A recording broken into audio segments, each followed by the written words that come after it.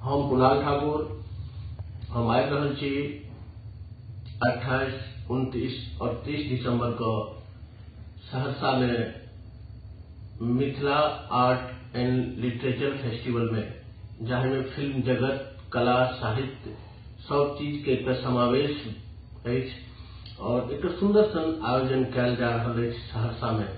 तो हम उपस्थित रहब और अपने समस्त मिथिलांचल और मिथिला से बाहर रहने वाले लोग से निवेदन जे बेसी से बेसी संख्या में Mithila art and literature festival Saharsa में आबी से निवेदन। तो ध्यान रखो बिसरब नहीं, Mithila art and literature festival 28, 29 और 30 दिसंबर सहरसा बिहार मिथिलांचल में। जय मिथिला, जय